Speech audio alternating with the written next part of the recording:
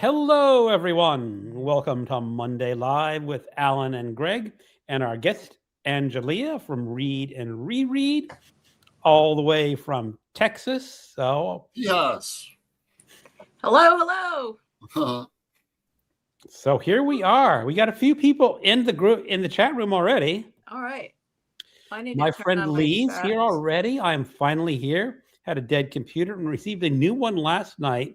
And Oh, put it together this morning and added all the passwords. Oh yeah, I don't like setting up new computers. No. I had recently Thank I something went wrong on my phone and I had to do like a hard reset on it, and then I had to figure out all these things with passwords, and took like half a yeah. day to get it back. Yeah, I remember when I bought a new iPhone. It's just like you take it home and like update all your apps, and they do a fairly good job when you buy it, but it's still a pain. Hey, Pat, Hey. Hey, Pat. Jess Book Girl TV, Hey, Jess. Hello. Constance is here. All right, Yes. we're already Constance. getting a solid crowd going, and it's only a minute and 30 seconds into the show. Goatman is here This is the place to be. on a Monday night, I guess so. Yeah. Hey, Fred, Read by Right. Fred is here. Hey, Fred. Hannah's here. Look at this. Oh, This is Hannah. amazing. Hannah. Cool. So, and how's everything going in everyone's parts of the world? Well, pretty well. I mean, you know how things are going in general, or the U.S., but things are pretty good here. Yeah.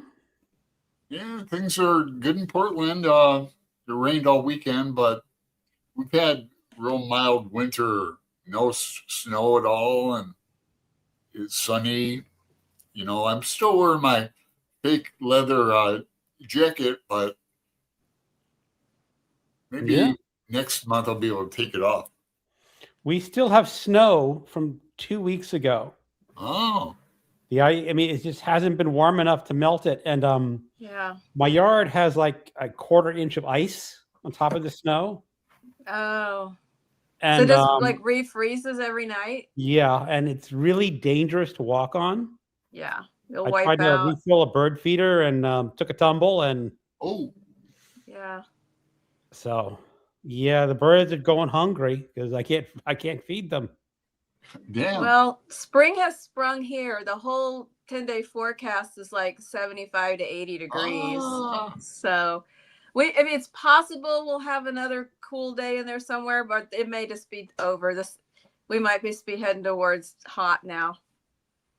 But yeah, it's beautiful. It's sunny and warm, and it shorts weather. Cool. Yeah. Beach soon. Yeah. Definitely. It's nice So weather to go to the beach and walk. I mean, it's probably kind of cold to go in the water, but maybe not. The water gets hot like a bathtub by summer, so it's never that cold in the Gulf. No, the Atlantic is warm too. I have people in South Daytona. I've been down there in a few years. The last time was 2016. Yeah, Trump was around. So we were talking about the halftime show. How you and I liked it. Greg didn't see it, but I really enjoyed it, and I like the I call it the musical theater of it. It was all choreographed. Yeah. And it was like a history lesson too. Yes. I picked up on that part of the Spanish a little, and I thought it was great. I thought it was really well put together, and there was like the history was woven in there, but then it was very joyful and exuberant. I liked it. I thought it was fun. I liked it. Exactly. I didn't see all of the special guest. Well, I saw the main special guest, but I didn't see all the hidden ones. I saw a couple of them. Hidden special guests? Well, they were kind of like in the party groups that were egg. dancing. Like Pedro Pascal was in there, but I didn't see him. I saw Cardi B in there, but I didn't see all of the other. And then there's a couple people I don't know because they're like TikTok famous, but and then the big special guests were Ricky Martin and Lady Gaga. They were in the show or just in Yeah, the. they were in the show, like they sang in the Oh, show. oh, he brought in some like heavy hitters to back him Yeah, up. like different Cool. times, all of a sudden, things part, and then there's Lady Gaga, and she did a song and danced with him, and Mm-hmm. it was Well, I good. like the fact that it really messed up Donald Trump. He just could not stand it. Yeah. Yeah, and I thought he wasn't going to watch that. I thought he was going to watch the, His Kid Rock show. Yeah, the Kid Rock show. It's getting panned bad. He lip synced through the whole thing. And did it obviously, like he threw his mic down and he's still singing. It was ridiculous. From what I've heard so far, I've only seen clips. From, I'm not even going to bother watching his. I don't want to Google it because I don't want it getting into my algorithm and trying to show me more. I don't want to see it. Mm-hmm. Save a comment. Hi, everyone. I just signed out my first audiobook, Sapiens. That's a good book. On the Libby app. Interested to see how I can appreciate audiobooks in my life. Yeah. Okay. We listen to audiobooks all the time. All the time. It does take a different type of skill to listen. I mean, because usually when you read a book, you're just so focused to reading with your eyes, and yeah, it takes a different kind of focus to just say you're just taking it in with your ears now.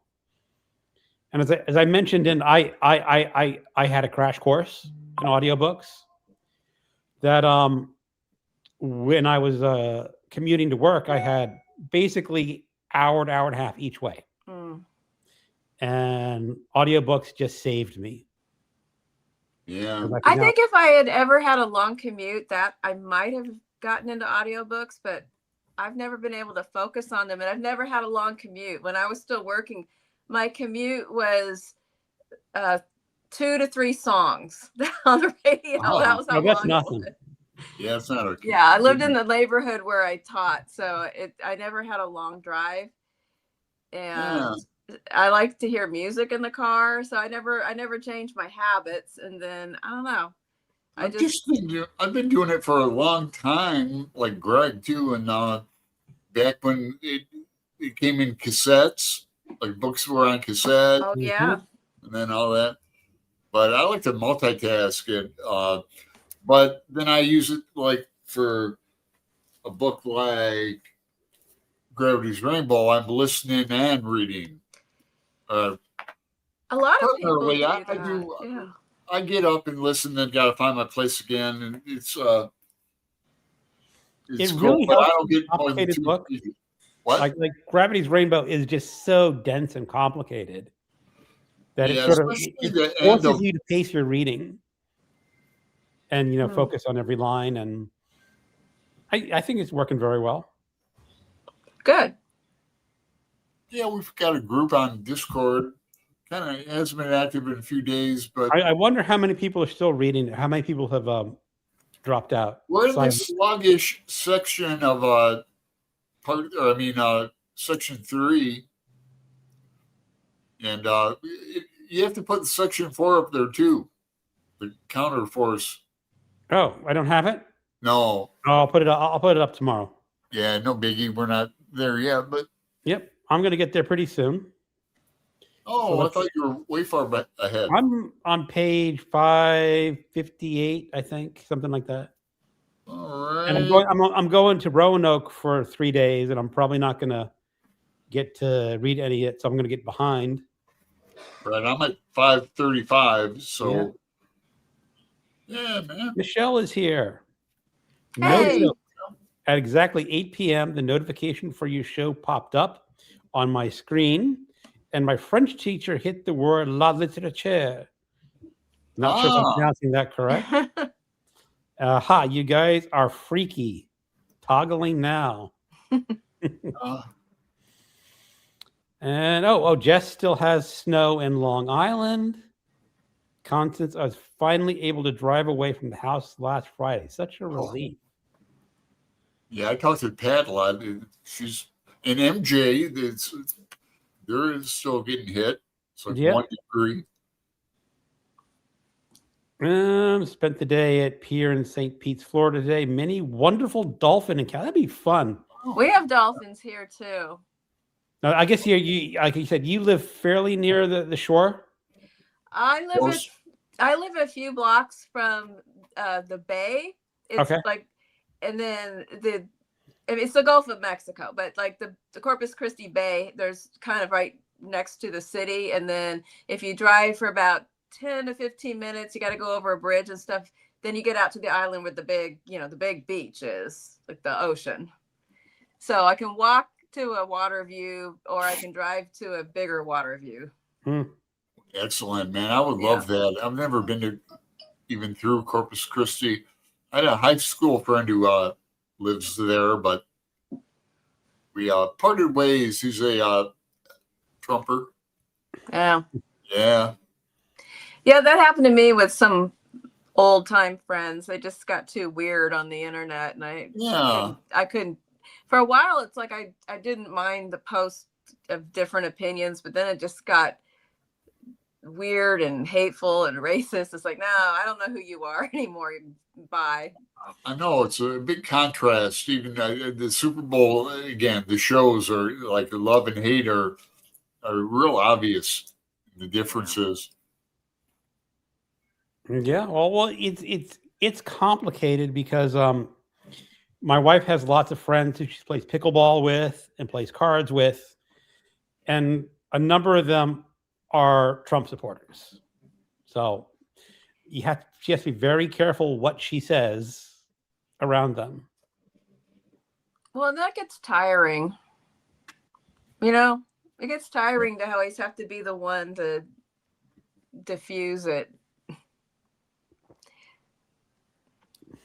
Yeah, Well, I don't think they talk about it too much, but Yeah. sometimes it's kind of obvious. Yeah. All right, if you're lucky, meet some dolphins. Lee says California is on and off gray, dark and sunny. Wish it would warm up. Constance says it was great show. I think he's talking Bad Bunny, Super Bowl. Lee says, guess Greg is having problems. I don't know. Doesn't appear so. No. You having problems? No problemo. Goatman says, I have found audiobooks are good for when your hands are busy, but your mind is on autopilot, cleaning, walks, not near traffic, odd jobs, commutes. Yeah. Absolutely. I think I'm too daydreamy though. I would just, it would be playing, and then all of a sudden I would come back to consciousness, and I would have missed a whole big chunk of it. Well, that's where you have, I mean, like Goatman is saying, is like, I started off on a commute, which is mostly, even if you're driving, just routine. Yeah. Now, the thing is, like when I was commuting, sometimes the road would be closed and it's a detour. And if I'm listening to an audiobook, all of a sudden I'm on detour mode and it's no longer feeding into your ear because your brain is actually focused on getting to where you want to. You're not on routine. So, like you said, repetitive task is very good. And I'm pretty daydreamy too. I waste a considerable amount of daily time daydreaming. So it's kind of like Brick in Cat on a Hot Tin Roof, the click in his head. You adjust it, like now it's the listening time. It's weird. Mm-hmm. So we have our first question of the night by Fred.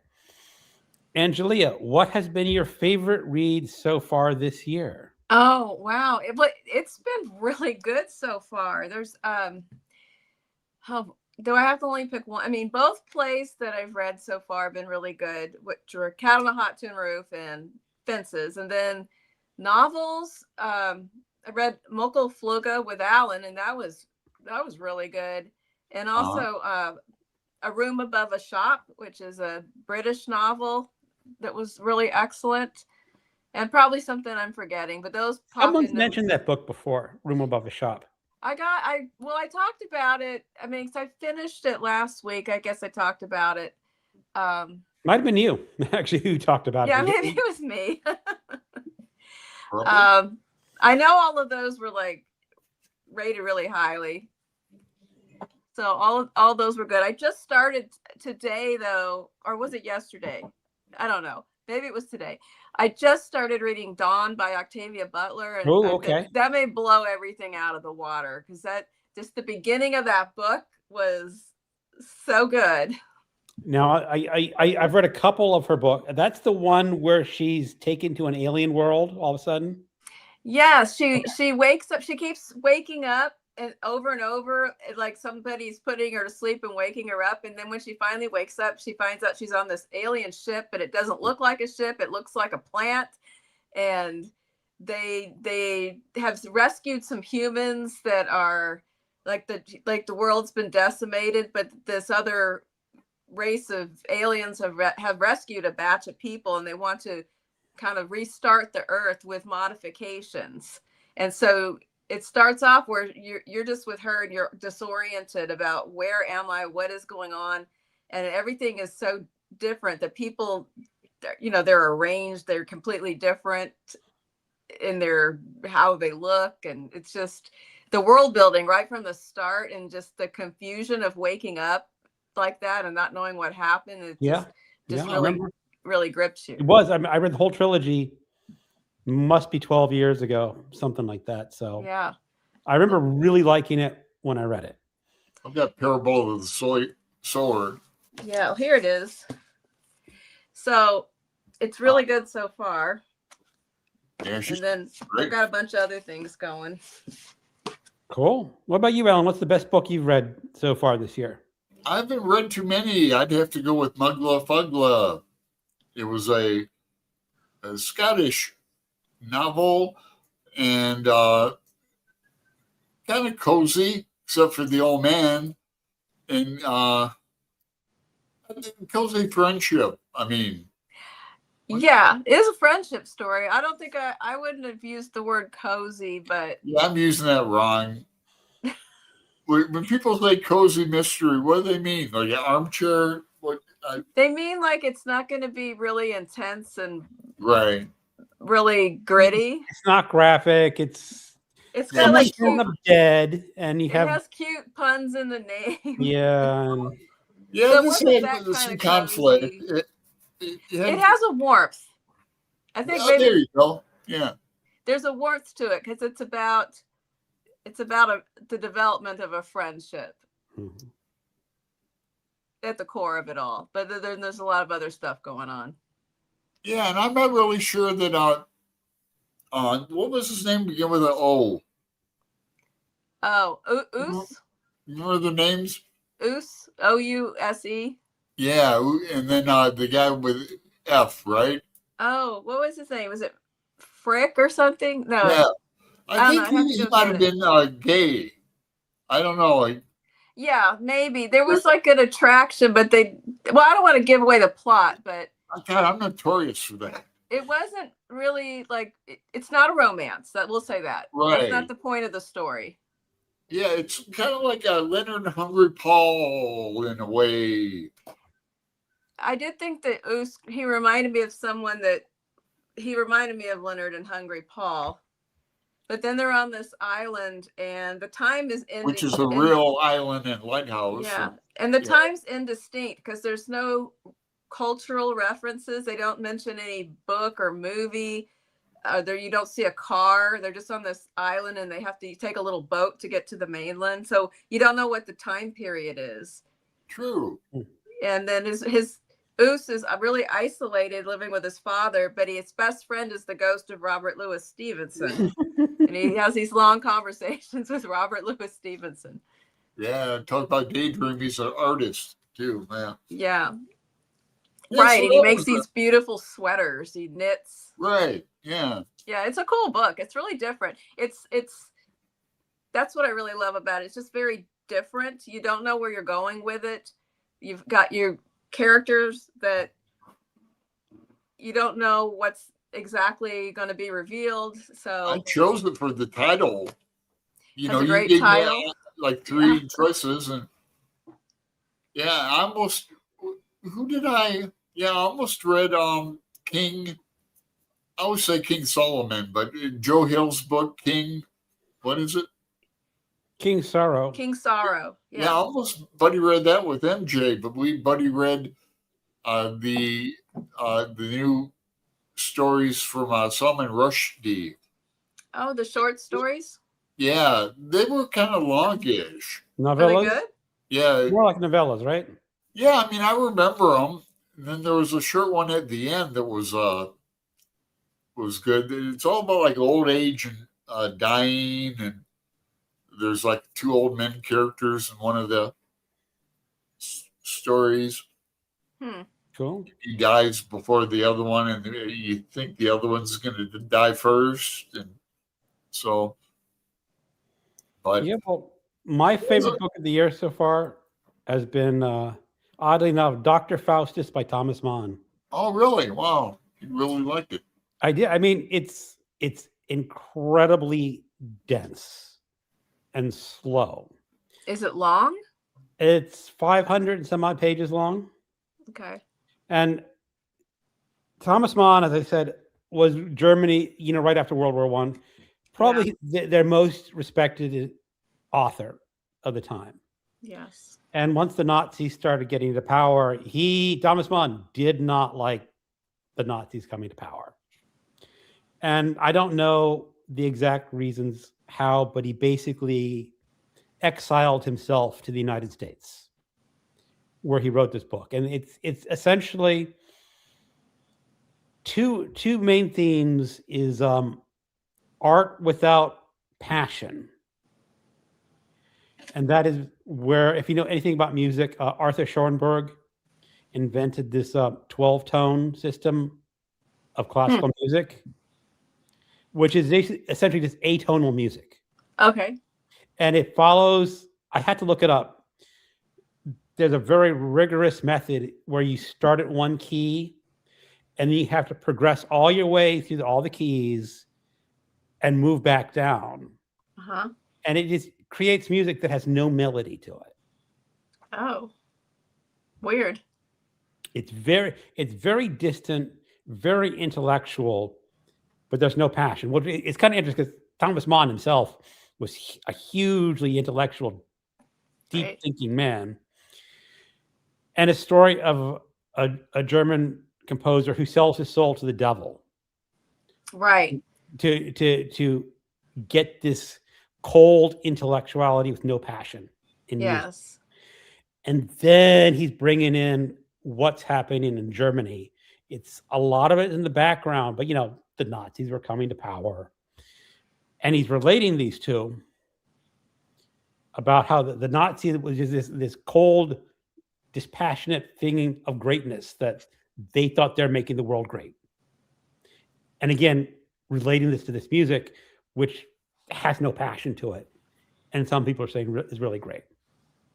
Sounds really intricate. It's very, I only got 60% of the book, I think. But you still loved it. I still loved it because I could see it.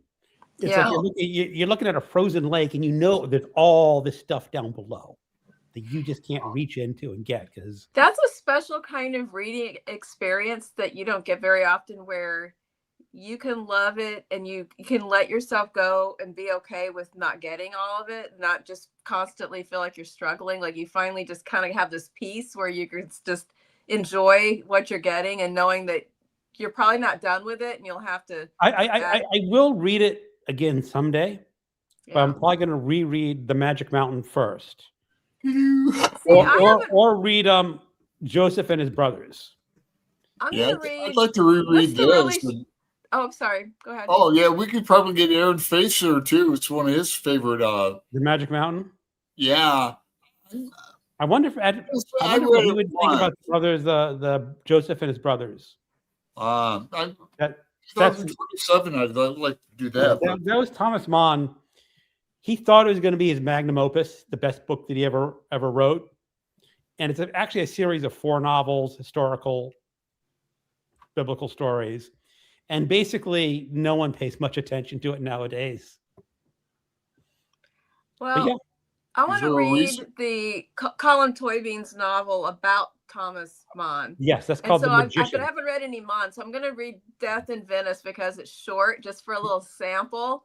And then with a friend, later this spring, we're going to read what's it called, the Magician. Yes, but Yes, yeah, Pat just mentioned it. Colin told me. I read that book 2 years ago because I knew I was going to read the Magic Mountain, and I wanted to get that into me before I read the Magic Mountain. Now, I have also read Death in Venice like 10, 12 years ago. Well, I have both of them, and I'm a huge Colin Toynbee fan, so I'll read whatever he wrote, and if it's about something I don't know anything about, then I'm like, okay, well, so because I just go where he leads me. So I'm gonna that's a little project coming up for the spring. Okay, I might read Death in Venice again too, because again, it's like 200 pages at the most. No, it's really skinny. I think it's even smaller than that. Okay. Yeah. Cool. I was going to say I read The Magician by Somerset Maugham, but that's entirely Alistair Crawley. Yeah. All right, another question from Jess. Angelia, what type of music do you like? I am I listen to a lot of older music. I'm kind of like that kind of Gen X old fogey that listens to a lot of 80s music all the time and 70s music. But I will listen to more recent things. I don't know. Sometimes I just randomly find things I like. We went on a whole Bad Bunny deep dive yesterday. I went outside because Stephen has our garage. We have a detached garage that he's made into an art studio and guitar studio. So but he'll open up the doors when the weather's nice. So I go out in the backyard and like Bad Bunny is just like blasting out in the backyard. He's like, hey, this is really good. So, cool. I try new things, but my heart is with like the 80s music. Yeah. Punk, new wave. Yeah, I think for me, I don't listen to a lot of what people say songs. Okay. I like more instrumental music. Okay. I like a lot of classical. I wish I'd gotten into jazz when I was younger because I listen to some classical in the car, but at home, like if I'm on the treadmill or something, it's I'm sweating to the oldies.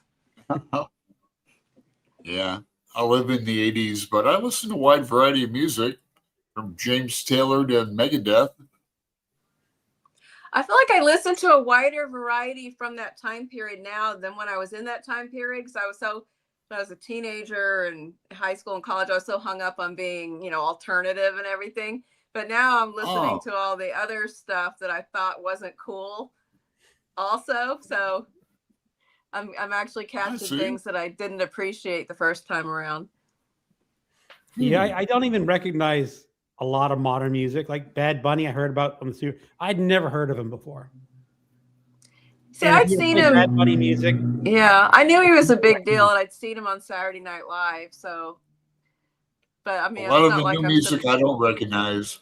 I watch Austin City Limits on Saturday night at midnight, and a lot of bands I've never heard of, but I'm getting like turned on to them.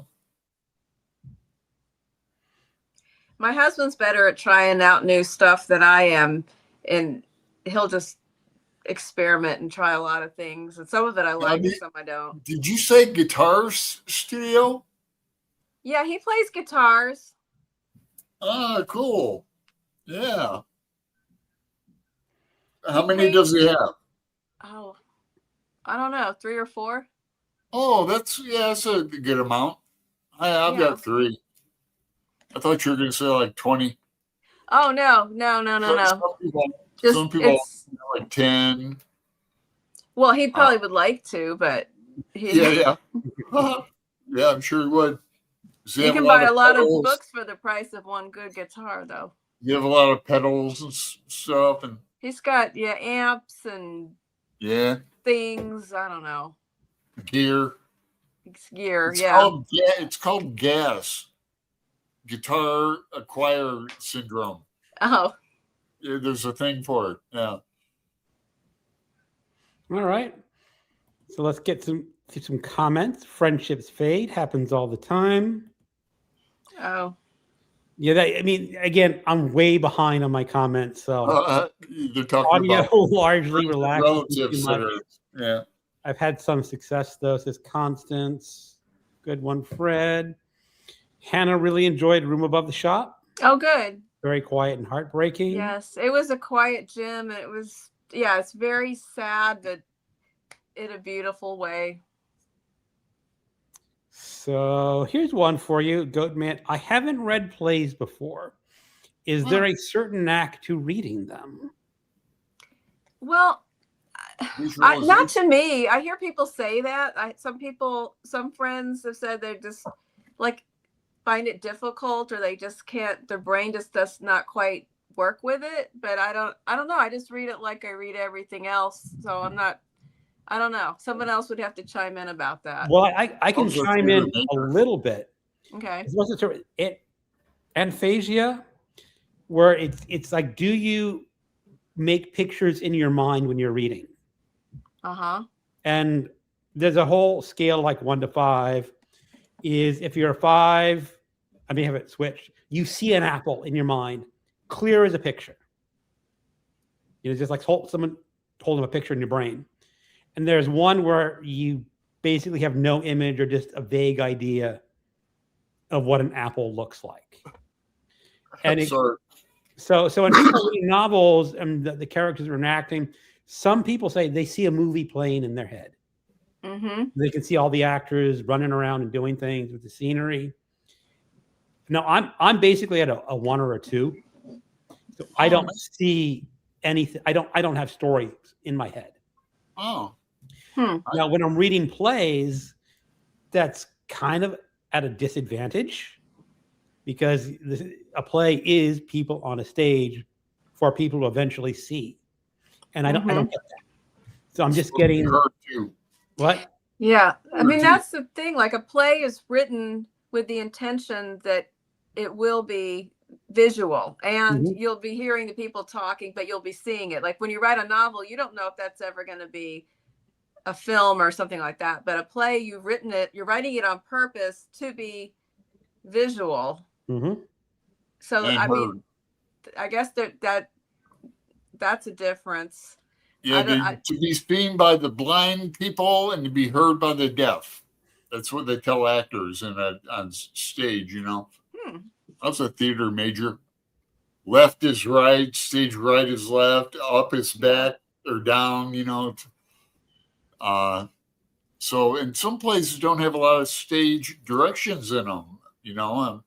They leave it to the director. That's really, I've noticed that, like, some of the plays that playwright puts a lot in detail of how they think the set is supposed to look, and even will insert kind of acting notes about what's going on in the character's mind when they're about to say something, and then other people are just they don't step into it at all. It's just, here it is. Right, like Beckett doesn't. But yeah, be a good time to mention Angelia has a Discord. What's your play group? I'm in the group, but I'm not as active as the other people. It's called Endless Drama, and there's a play every month. Well, last year I started it and it was 2 plays because I got too excited, and that was a little much. So this year it's just one a month.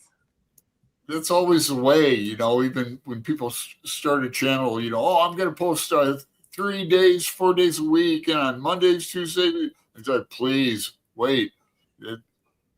It's becomes harder. That's my experience. It is. Even though I don't have a day job, and I still find it difficult to make time to make videos, because now if I'm making a 15-minute video, it's usually I have 30 to 40 minutes of me talking to the camera, and then me going in and saying, cut this, cut that, cut this, cut that. And mine shrink way down when I edit. That's editing it's not that it's hard. It's just, you've got to go through every minute. So it's just slow.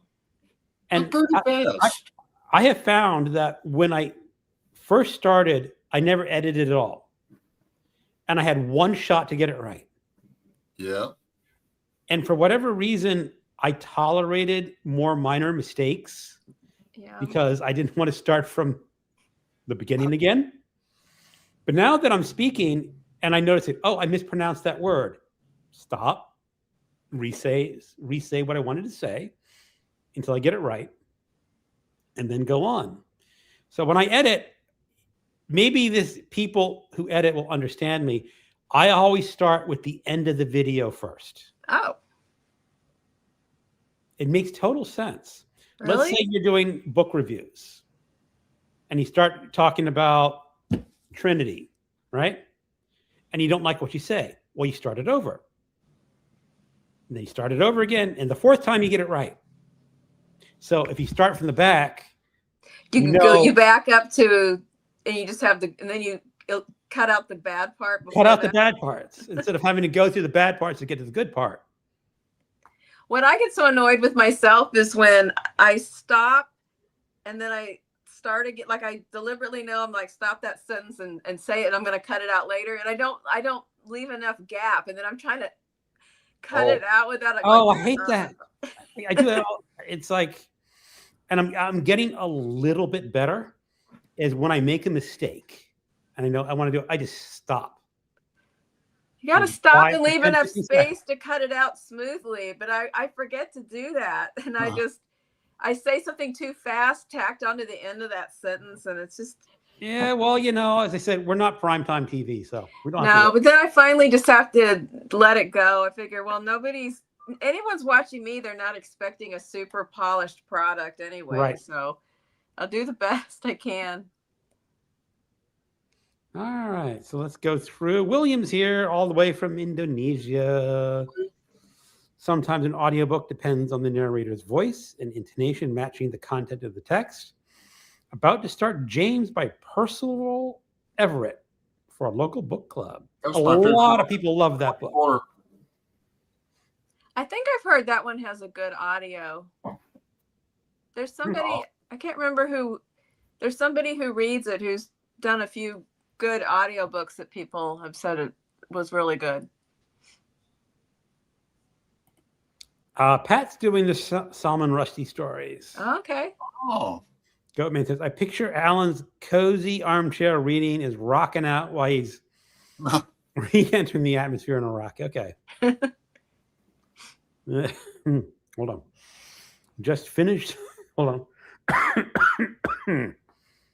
on. Just finished The Long Night by Christian White, a fabulous Australian author. Do you read any Aussie authors? Very few for me. I read Praiseworthy, and I have another book by her too. She was Australian. It was a longish book. It was a weird book. I read it with. Hold on, Alan. She's talking about Australian books. I have a book that I want to hold up. Oh, okay. I'm kind of assuming she's Australian, but don't know.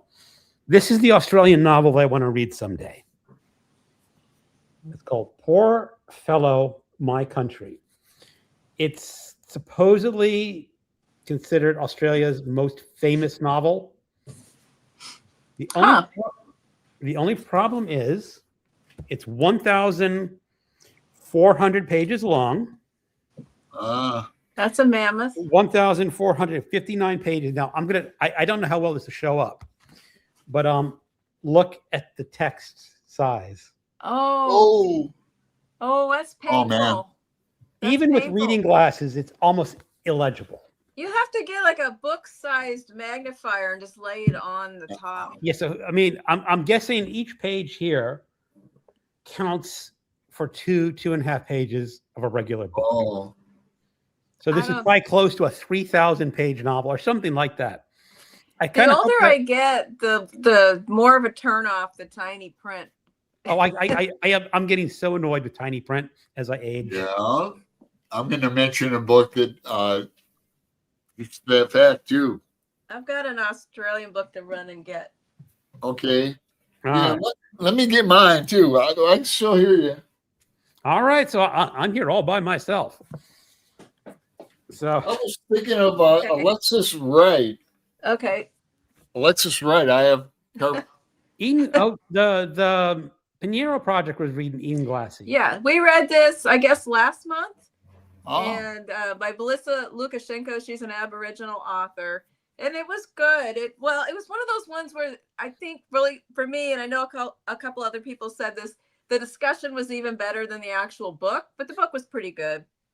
And so she's Australian, and then the Australian author that I've read all of her books is Jane Harper, who writes mysteries, murder mysteries. They're fun, but there's things about the geography and the terrain of Australia in the books that is interesting that I don't know much about that comes into play.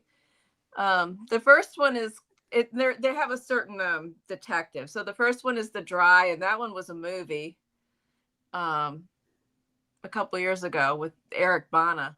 And then I don't remember the rest of the names, but there's 3 or 4 of them in this series with this particular detective, and they're pretty good. I mean, they're fun. They're not. Yeah, I've read one Australian murder mystery. I think it was called The Mother-in-Law or something like that, about a well-to-do Australian family with a kind of mean and nasty mother-in-law who turns up dead one day. I think I read this, and then the daughter-in-law is a suspect because she didn't get along. I read that book. It was pretty good. I didn't remember it being Australian. I think it was Australian. Yeah, that was pretty good. I forgot about that one. huh. No, we get another question for you. All right. Angelia, I believe you're retired. Have you Indeed. taken up any new hobbies or rekindled old hobbies?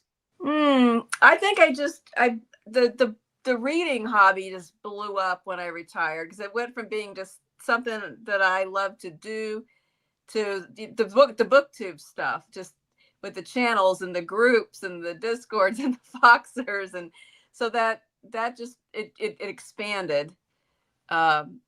And I don't think I really the newest hobby is this is so stereotypical, is bird watching. Because we live in a place where the bird watching is really good, and people come here specifically on bird watching vacations, and there's a lot of bird festivals because we have wetlands birds and ocean shore birds, and then a few unusual city birds. We have a flock of wild green parrots that aren't supposed to be here, but they are. So in our backyard bird feeder, we'll have a bunch of bright green parrots. Oh, that'd be so cool. Yeah, it's really cool. So I have binoculars and everything now. So, but yeah, I don't feel like a total old fogey because my daughter and her boyfriend are also really into bird watching, and they're in their early 20s. So, is there an app that you can like take a picture of the bird and it tells you? Yes, there are apps. There's apps for the appearance and for the sounds. The sound, like I'll tell you what bird is singing that tune. And I don't know them because I just got my binoculars for Christmas. I'm kind of at the end of the group of getting into knowing more about the birds, but we have a lot of cool places here to go and look at them. We even had a flamingo here for a while. I think it left when it got really cold a couple weeks ago, but there was a wayward flamingo that wasn't really supposed to be in this area, and it found a bird sanctuary, and it was hanging out with all of these cranes. It was kind of funny. That's funny. So Pat also mentioned The Magician by Colin Tolbein. Robert says Oxford Classics is releasing a number of new translations of Thomas Mann. Now, is this the Edward Woods?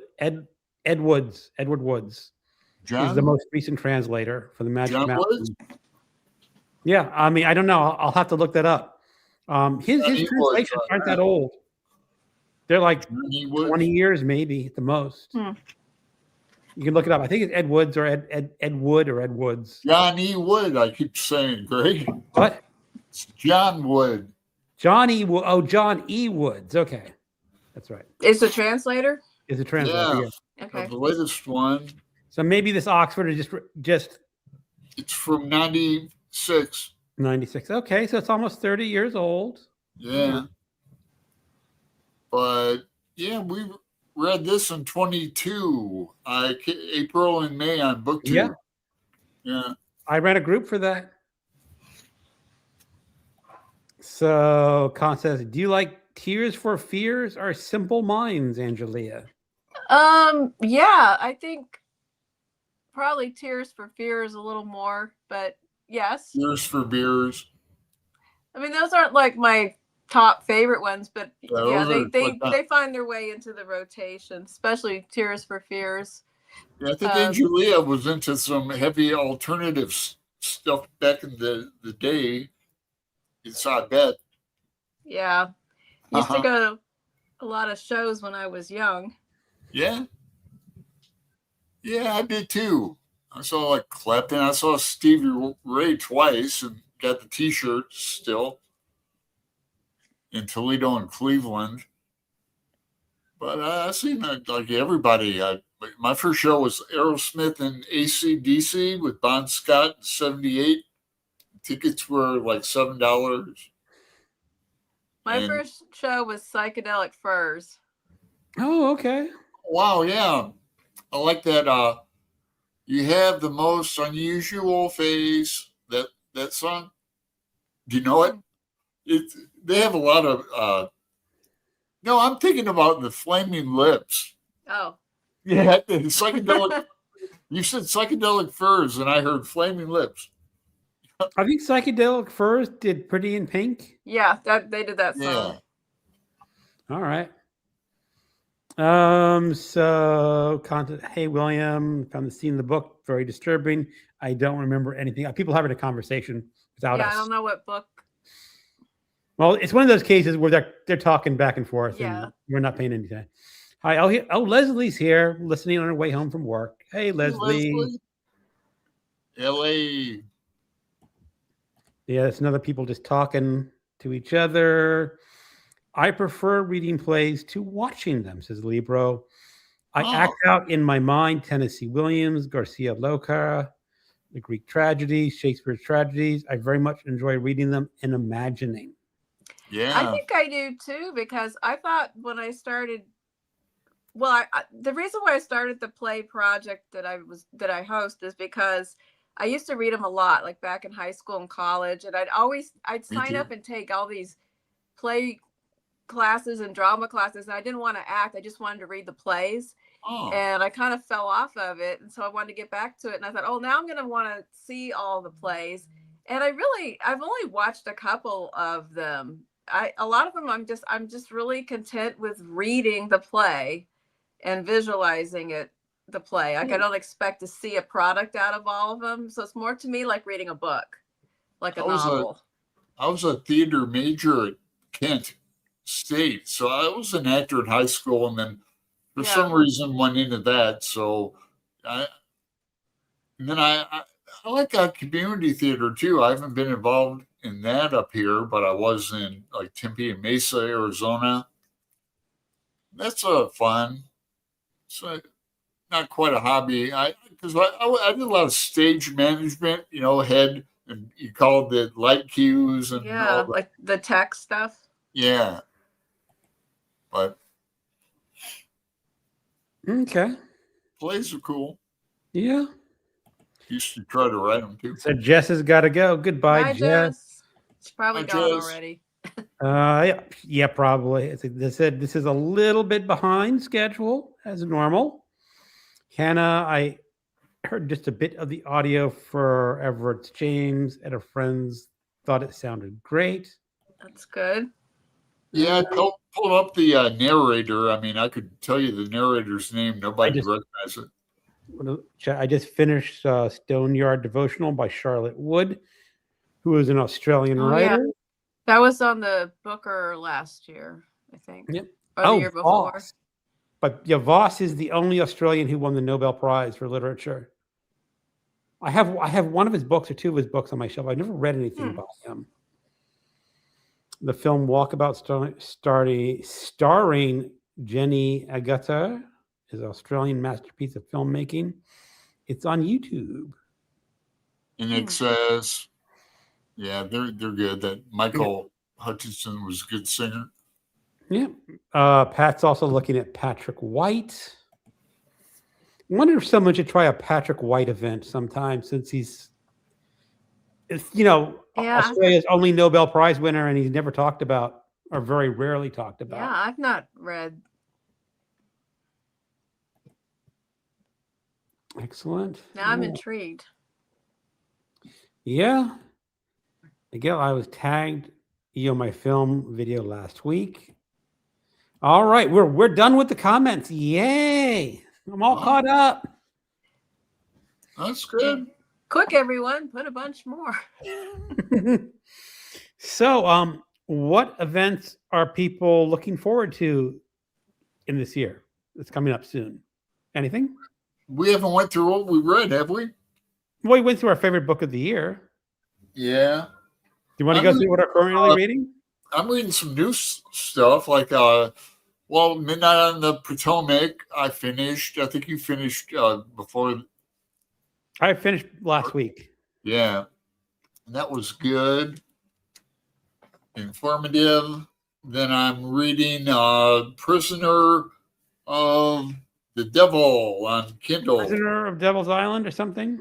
No, Prisoner of the Devil. The Sherlock Holmes story. Yeah, Sherlock. Okay. Yeah, and I'm only like about I think 50 so pages into it, maybe more. It's hard to I'm only 24% into it. So I should knock that out. But don't tell Debs, and she's sleeping. Well, knowing her, she's probably up, but I started this a little early. I have the audio of this as well. And we were talking about small print. This is like my first copy. The print is super small. And I was hesitant to read it. So I was kind of looking for a buddy read. And Patricia H. sent me this 50th anniversary one with nice print. Is that a different Does it translator? have a kinder font in it?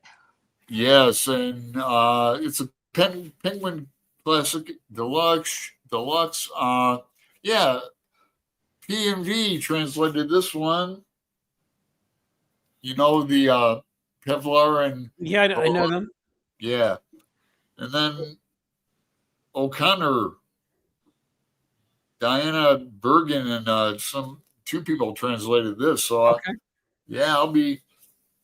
But I just, like, it came up in my Libby, so I have the audio too. So I'll start it over. But just getting a little flavor of it. Have you read it, Angelia? No, I've never read that. It's been recommended to me. I think the first one was like Nettie. She was a booktuber from a few years ago. Really cool, from England. Greg knew her too. Yeah. But she just got busy with other stuff. And then I'm reading some tarot books, GR again, but that's about the only 3 new ones. It seems like I've been talking about Gravity's Rainbow for all year. Well, we started the first of the year, so we have been. You have been talking about it all year. It seems a little even longer, but anyway. What about you, Angelia? Did you have anything current that you're reading? Yeah, I'll do a lightning round because I've got a whole bunch of stuff going. I'm doing a buddy read of. Okay, my camera's weird. I'm not touching the camera. This is like this automatic thing. I'm doing a buddy read of Homegoing by Yag Yossi with Patrice from 2 Minutes on Books. And we wanted to read a historical fiction book for Black History Month. So we're reading this and it's really excellent. That's Patrice Jones, right? Yes. Yeah, I'm a friend of hers too. Yeah, she lives in Richmond, so not too far from Greg. Yeah, yeah, that's our. Yeah, so we're reading that. We're really enjoying it. And then I already talked about Dawn that I just started. I also started Orlando by Jacqueline Hartman. It translated by Roz Schwartz from the French. This is for the Reading the Globe project that Roz and Katya host. Just started it. Pretty weird. There's a woman who she's sitting and she's a literature professor, and she's trying to read Orlando by Virginia Woolf, and she's struggling. She can't get into it, and she gets this notion, I don't know how or why, but that she could splinter off a portion of her identity and place it in the body of this young man that's in the cafe where she's sitting. And so part of her, like the male's aspect of her identity that got stifled when she hit puberty, goes over into the body of this young man, and she's having reckless adventures in this man's body, but the rest of her is still in her other body. It's totally weird, but I just started it, and it's good so far. Cool. And then I've got a nonfiction book going, Misbehaving at the Crossroads by Honoré Fedone Jeffers. And it kind of turned out to be an accidental buddy read because my friend Michael it came in at the library, so we didn't plan it, but now we are both reading it at the same time and talking about it. And then last but not least, I'm reading some poetry, How to Love a Country by Richard Blanco. Okay. So I'm busy. Nonfiction, she wrote the love songs of W.E.B. Du Bois, right? Yes, she read. I really liked that novel a few years ago, and so she came out with these. It's like essays and memoir pieces, really about just different aspects of being a Black woman in America now. All right. I read the love songs for the BookTube Prize one year. Did you like it? I liked it. Okay. I think it did win that year. It did? I think so. Okay. It was not my personal favorite, but it was good. It did make it into my top 3 when I did vote for it. Like, you have to vote for your top 3, and it was like third. What was your favorite one? I don't remember that. That's like 3 years ago or 2. See, I think I judged the next year, and then I haven't judged the past couple of years. I just decided I had too many other projects. So the last year I judged was 2024, and I just got. I think that's when I did it. I got duds, Yeah. And I just have never gone back to judging it again. There's a fine line between kind of an excitement about getting a book that's not really in your zone and trying something different, but then if you get too much that turns out to not be so good, then you just think, well, now I've been all bogged down with things I didn't want to read. And so it's a little tricky. But each year I've done it, there's always been a surprise book. Yeah, I like the surprise. When there's a book sometimes there's a book that I was actively avoiding, and then I got it and I read it, and then it was really good. That's happened to me a couple of times. Yeah. And that is one reason why I tell myself you really just should stick it out. The fact that the 2024 I just got stuck with all duds is just sort of rare. But I might do it next year because I took a year off, and then this year I'm taking it off again. But now I'm sort of thinking, that might have been kind of fun. So maybe next year I'll come back in. We'll see. But I plan so much out now, and it's like I have no room. That's the other thing. I keep telling myself to quit over planning and leave more space, and then I just keep joining everything. I blame it on all these booktubers out there who start good at cool events. Yeah, and everybody. I mean, all the buddy reads. I mean, who do I not? You guys mentioned being surprised, like by getting a book. Like that's happened to me with books I've had it like on my shelf for years. And one of them, it was Trinity. I've read that like 15, 20 years ago, but it was on my shelf for a long time, for years. Another book that Greg and I have on our shelf is like Heinz Kidnap. Heinz Kidnap. That was recommended by this woman, Nettie. But anyway, that might turn out to be a good book. We need to read that next year or this year. I mean, it's like I have a little bit of room at the end of the year. I'm all booked out through like August, and then like in September I start opening up again and have some room to. But I wanted to talk about a book that I'm reading now, or rereading. Yes. This is It Can't Happen Here Oh. by Sinclair Lewis. Oh, yeah. This was written or published in 1935. Hitler and Mussolini were doing their fascist stuff over in Europe. And Sinclair Lewis said, well, why can't fascism come to the United States? So this is all about the rise of a fascist dictator in the United States in 1935. Wow. I am buddy reading this with Gavin. Is it blowing your mind? I've read it before. All of a sudden, because I first read this, I probably read it in 2012 or something like that, way before Donald Trump was ever on the horizon. And oh yeah, you're just making a cool story. It can't happen here. But the thing is, in this story, the title is It Can't Happen Here. But Sinclair Lewis is saying it can happen here. Yeah. And It is. and Maybe it is happening here. And the parallels, it's like Donald Trump used this as a blueprint. Those people keep saying it's like it's all laid out. The playbook is already. The playbook is Mussolini and Hitler. Yeah. And that, I mean, that's what Sinclair Lewis copied. So I mean, and I don't get to Donald Trump's copying Mussolini and Hitler. So you're getting lots of parallels in this book. Mm-hmm. It's not written that great. I mean, Sinclair did win the Nobel Prize for Literature. He's the first American to win it. But as I mentioned in the comment, that he wrote this book really fast because he saw the Hitler and Mussolini. He says, I got to get this book out. So it's not the best written of all his books. Yeah. But it's still, and the characters are, well, you just got to go with the weird characters, you know. You got like a 60-something-year-old journalist, which is fine. I'm a 60-year-old guy, but very folksy. Oh. You know, think of down home Vermont type of guy, which is fine. But it's the thing is, I think everyone should read it because it was written in 1935, and you'll just see so many parallels coming up in this book. Yeah, that sounds really timely.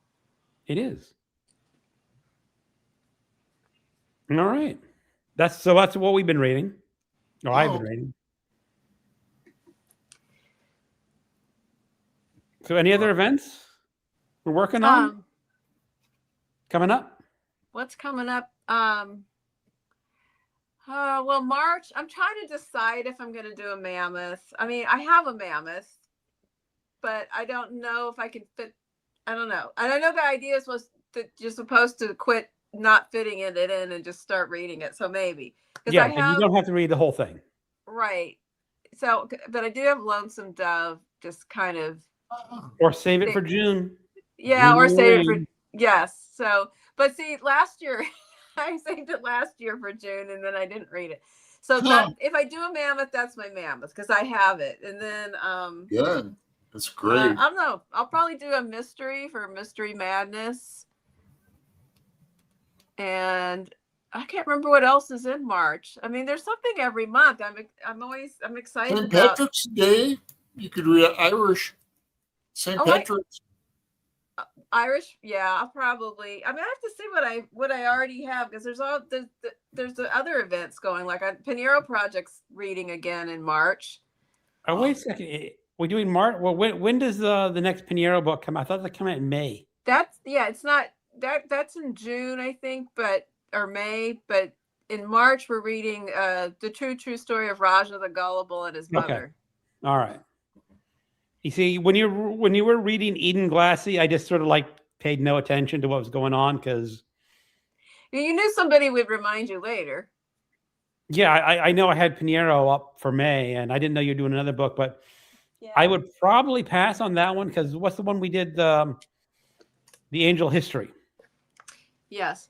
I only liked Angel. I mean, some people really love the Angel History, but I only kind of liked it a little bit. I've got, I don't know. Yeah, there's a bunch. I don't know. Every month I've got some buddy reads scheduled, and then there's the big events that I try to jump in on. And then the thing is, I have it all like laid out and planned already, a lot of it, and then events that I didn't know about suddenly spring up, and then some of them sound fun, and then I do or I don't manage to squeeze them in. Mm-hmm. But I keep trying to like spread it out, but somehow I bottleneck it up again. But I don't know, it's okay because it's all books I want to read. It's just the overcommitment of things in one particular month. I see a comment on this over there. I'm seeing what we're talking. I'm going to jump down. Pat Piniero's new book comes out in May, so we're reading it in June. I have it on my. I think I have it scheduled for May and not June, so I should go ahead and make that correction. Yeah, I think because it's going to come out in May, and then we have to have a chance to get copies. Yep. I was seeing the comment was earlier about Constance looking forward to the bad reviews of Yes, I had not gotten there yet. I just read Wuthering Heights. I did it last month for my first time. I just finished it a couple days ago. Okay. Because I DNF'd it several years ago when I tried to read it. I thought, oh my, what is this mess? I did it too. These people are horrible. So I started reading it again with my friend Michael, and it was different. Like I knew going in that it was what kind of story it was and what the characters were like. So I wasn't expecting something different. And then I just got fascinated with all of this dark, twisted stuff going on. And it was entertaining. It was definitely not a romance, but it was entertaining. And yeah, because I kind of first started, I thought it was going to be a romance novel. And it's not. No, it's very toxic. It is. And there's some really disturbing things that I read, and they always talked about hanging the dogs. Yeah. And I actually asked ChatGPT, are they talking about hanging dogs, or is it euphemism for something else? And ChatGPT says, no, they're talking about hanging dogs. See, and that kind of thing, sometimes I just can't keep going in a book, but I just knew the book was full of all kinds of awful behavior, so I just kind of kept going. And yes, and I didn't really know how it was gonna. I mean, I kind of knew part of how it was gonna turn out because it's sort of famous, but I didn't really know all of it. Right. I kind of managed to not know the whole plot, and so it still had surprises in it for me, but I already know that movie does not look like how it ought to be looking, so I don't want to see it. I kind of figured this house would be just so dreary and moldy and things falling apart everywhere, and yeah, I don't imagine they do that in a Hollywood movie if it was done by Hollywood. Well, I saw a little film though about how they made I don't know if they found an old building or they made one, but they actually created a set for that house that does look kind of awful on the inside. But because that's a whole big part of the story is people keep coming into this house and thinking it's going to be this respectable home, and then they're like, what's happening here? Where are the servants? And weird. You know, the fire's not going, and it's just getting more and more decrepit. And I have to say that some of the character names got confusing. You had Catherine and Kathy. Yeah. Yes. And I kind of said, okay, who are you talking? Who is telling the story at this point in the book? Well, and Catherine marries Edgar Linton, but then the other woman has a son and names him Linton. So. And then that the butler guy is Scottish and has the accent. Joseph. Oh, yeah. He's awful. Yeah, I love that book. I liked one of the movies. I think the BBC series, but I watched. But I haven't seen a movie in a long time, and there's a nice Hollywood theater in my neighborhood, big old timey one. They show like 70 millimeter cuts, and I've been there before, but not in a while. saw that Native American Scorsese movie there, and fell asleep. That's when you walked out on, isn't it, Alan? Yeah, well, yeah, I was drinking back then. I fell asleep, and then I went out for a cigarette or something, and said, "Oh, I'm just going home." That movie, I had to. Are you talking about Killers of the Flower Moon? Yeah. I think it took us 3 days to watch that. We just watched it at home, and Oh, I Isn't know it like a 3-hour movie or 4-hour movie? Yeah, and we're not good at that. Like we're good for about 1 hour of TV, and it's like, okay, I'm gonna go read now. So yeah, I was going to say you watch a lot of series in that, and I can get. I like that too. I just have a Fire Stick, but if I had like cable on that, I'd be watching well, that one with Billy Bob. I'd be watching that. Man. I think I saw a preview on that. Yeah, we're better with shows. Like movies, we end up breaking them up because we're just, I don't know, we're lightweights, but we're better with shows, with episodes. Mm-hmm. Series. Yeah. Right now we're rewatching The Americans. We saw it, I don't know, 10 years ago or something, but we're watching it again. Okay, I don't know the show. I don't really subscribe to any TV show packages. Do you know what it's about? No, I don't. It's set in the 80s, and it's about a couple that they're KGB, but they have been implanted to be a typical American couple, and they have these 2 children, and they're in Washington D.C. and they do all this, spy stuff. And then their neighbor across the street is an FBI agent, and they actually become friends, but they're always hiding their identity, and they've been trained as teenagers by the KGB and then planted into the U.S. And but it's also kind of an interesting marriage story because they're like an arranged couple, but then they have a family, and it's not like a show about the thriller and the spy stuff, although that's in it. It's really about their relationship and their ambivalence about what they do and raising a family and their secret identities. It's good. Yeah, just interesting. Yeah, they're just life, huh? Yeah. Yeah. That'd be funny. Libro has another comment. It says the reviews for Wuthering Heights are hilarious. I can't wait to see the reactions from people who will love the movie and go buy the book and be absolutely shocked. Yeah. So what is the essence of the new movie? Is it like sanitizing the book?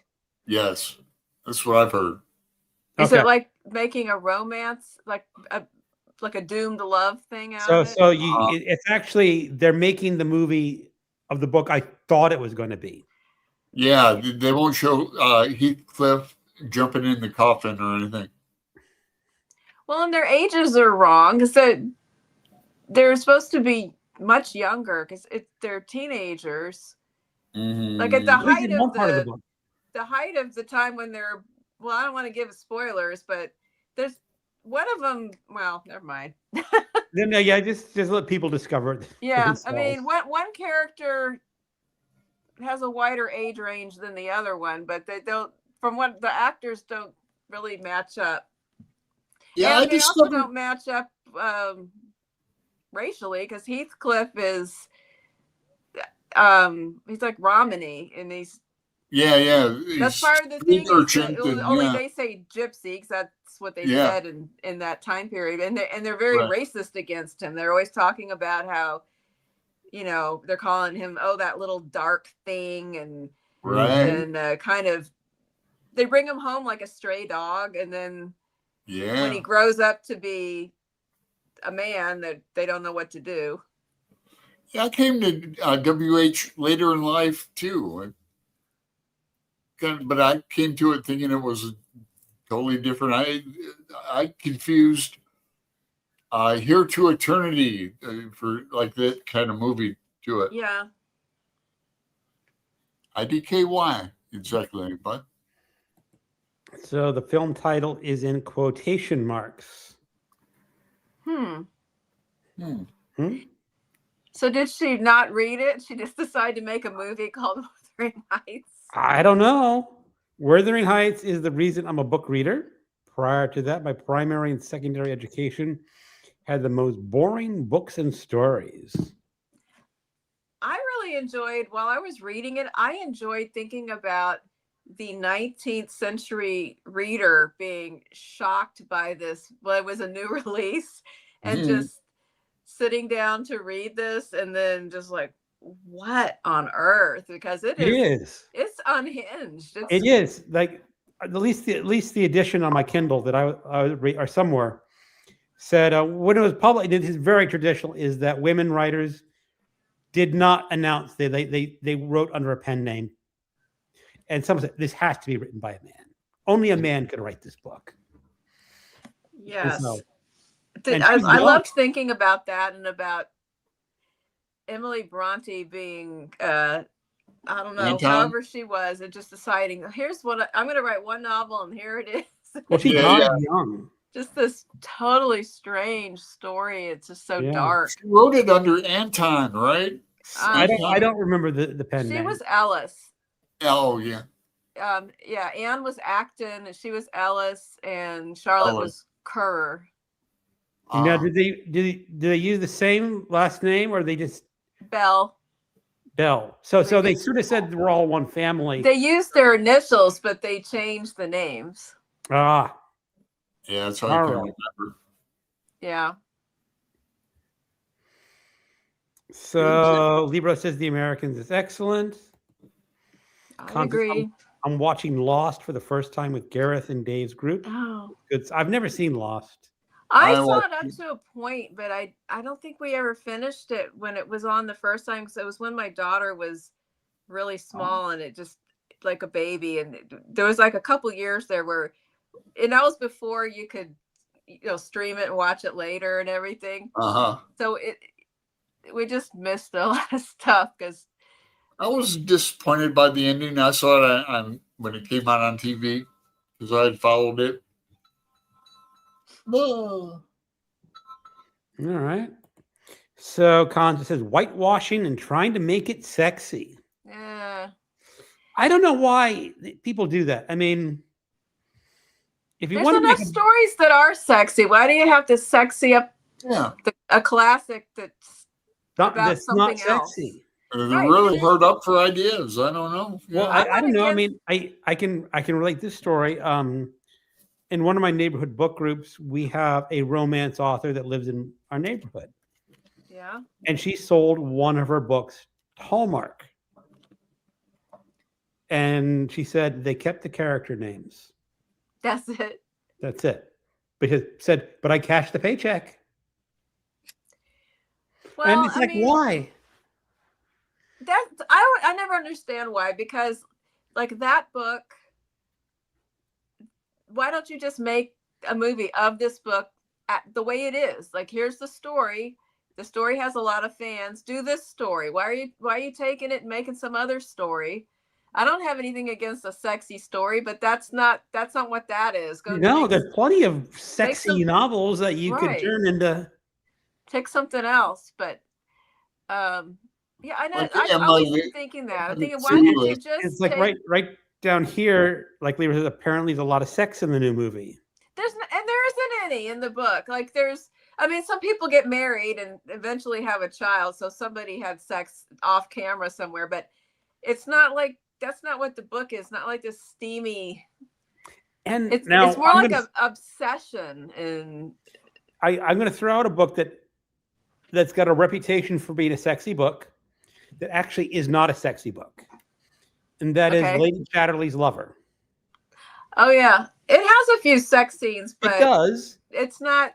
If you're reading it for that, you'd be disappointed because you'd read before you got to any. And the really shocking part of Lady Chatterley's Lover is something that a lot of people may not relate to nowadays, that Lady Chatterley, her lover was a working class man.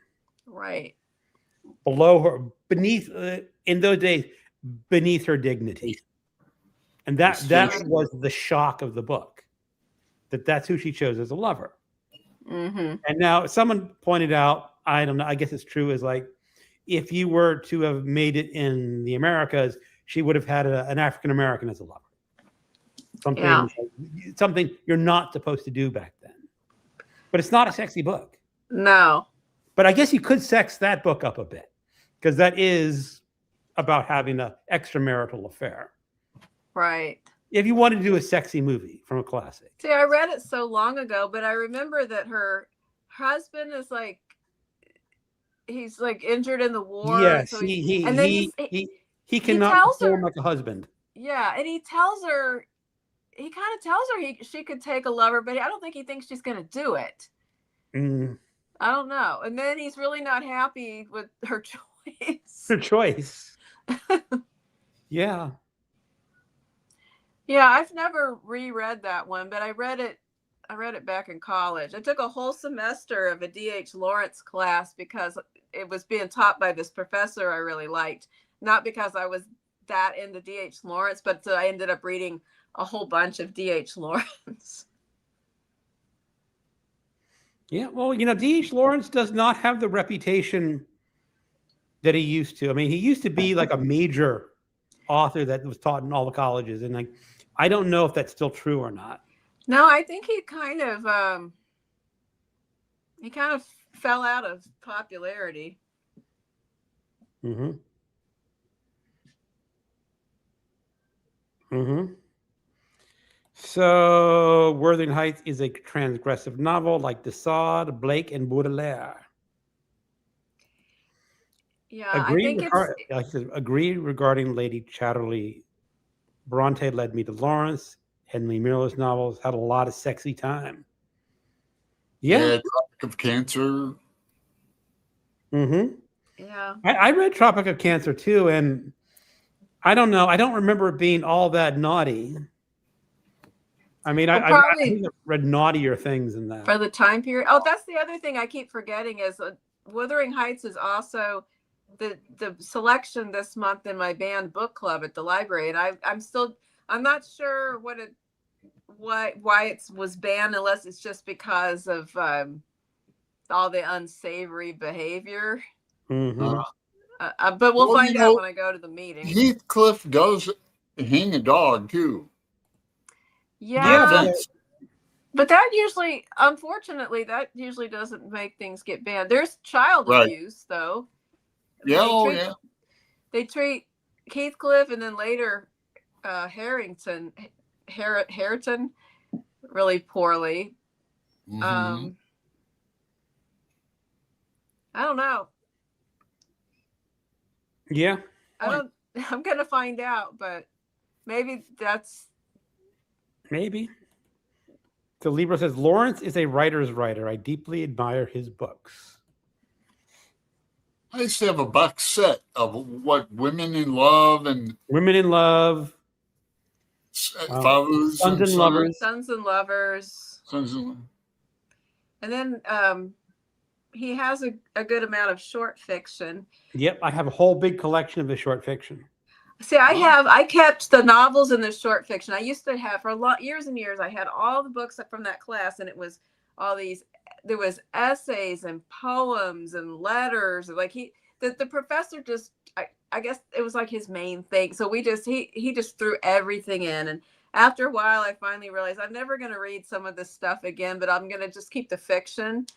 So the short stories and the novels, because those are the ones I might want to come back to. The one novel that he wrote I'm still curious is The Plumed Serpent. Is that a novel? That's a novel. It's set in Mexico. Oh, no, I don't have that one. I think I just have I think it's one of his last novels. The main famous Maybe ones. wrote down in the comments is commenting, so he might know where that fits into his au revoir. Right. He's probably read all of them. He mentions The Rainbow as one. Yeah. Oh, The Rainbow. Okay, I kind of remember that one. I remember Women in Love. Oh, yeah, the film, that old film, I guess it was like a 70s film. I remember sitting and watching that in that class in college. We watched some movies. But back in the old days with a VHS tape. Yeah, they wheeled out the TV. Probably, yeah. Yeah.